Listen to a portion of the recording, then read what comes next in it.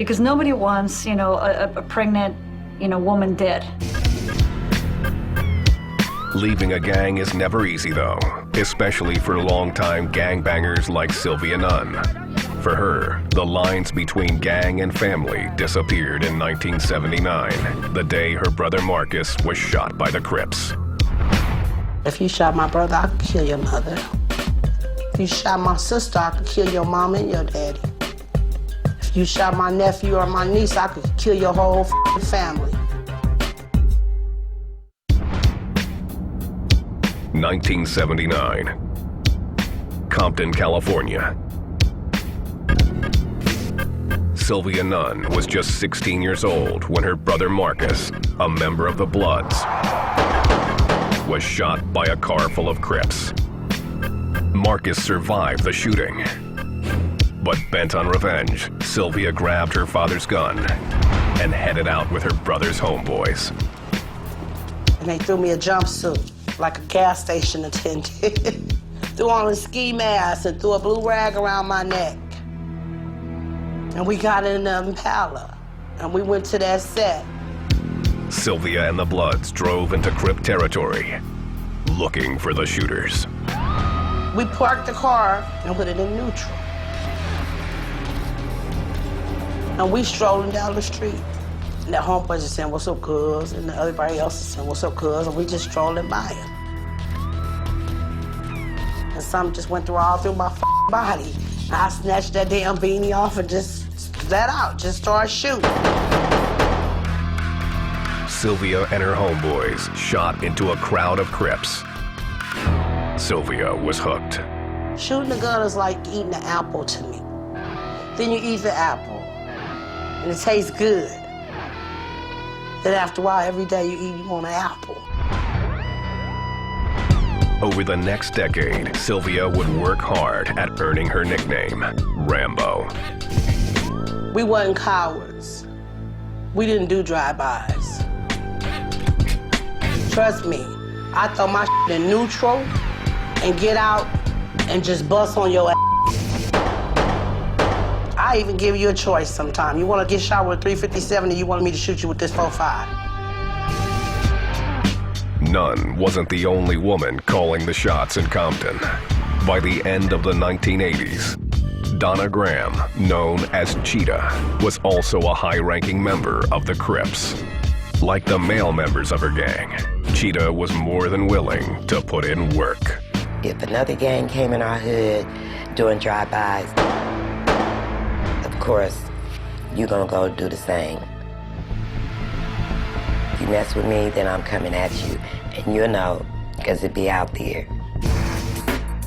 Even motherhood didn't stop Cheetah from gangbanging. And one night in 1980, someone came looking for her in retaliation.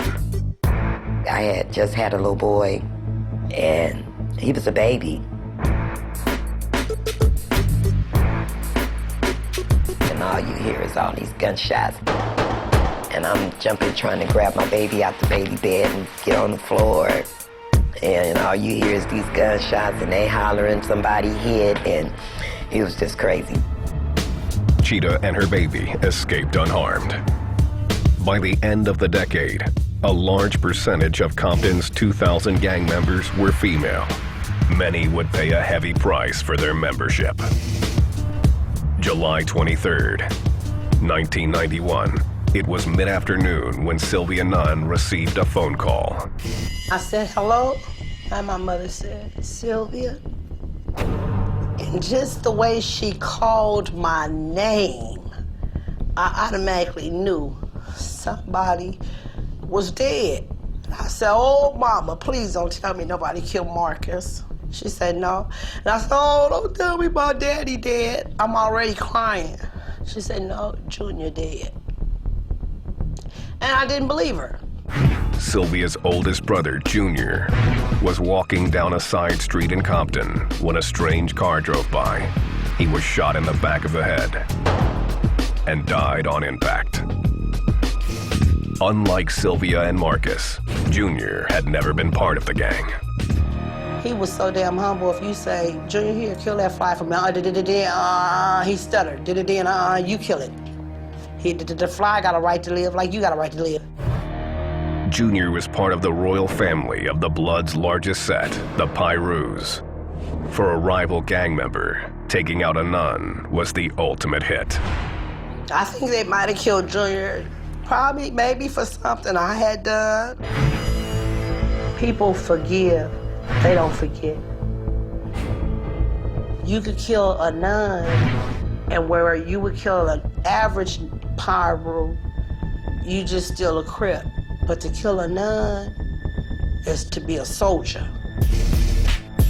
Sylvia returned home that afternoon with one mission. Rode around through the neighborhood asking questions, trying to find out what we can find out.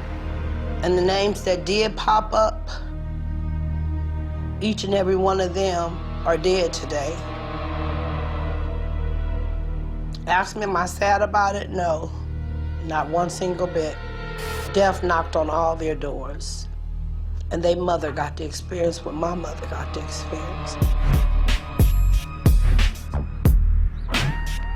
After the murder of Junior, Sylvia's life spiraled downward into addiction. A friend of mine started rocking it up.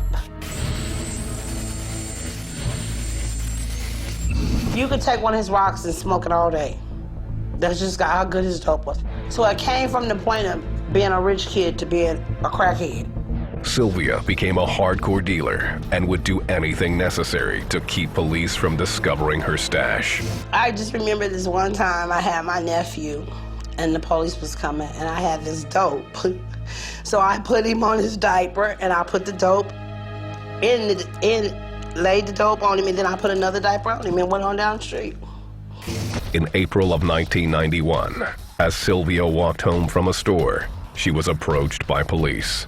They had a warrant for her arrest. He said, now check this out. Either you finna go to jail for that warrant, or you finna train my police for me. Training the police meant one thing. She would have to reveal the inner workings of her gang. The police took Sylvia into custody and questioned her about her involvement in the gang's drug operation. I used to walk around with a bear or a doll, a stuffed animal, and I would melt rocks on my doll's eyes and stick pipes in the doll's mouth. Soon after her arrest, Sylvia's father fell ill in Las Vegas. It seemed to be good timing, and she decided she would care for him. The only problem was she had no money. Until one night, a man picked her up on the street. He said, okay, how much you charge? Well, I'm not a prostitute, so I don't really, I can't tell you how much I charge. I said $500. He says, that for all night? I said, yeah. I just said, yeah. So he took $500 out and gave me 5 $100 bills. Sylvia took the money and ran. She bought a bus ticket to Las Vegas. The bus came, and I took the bus to Nevada with the clothes on my back.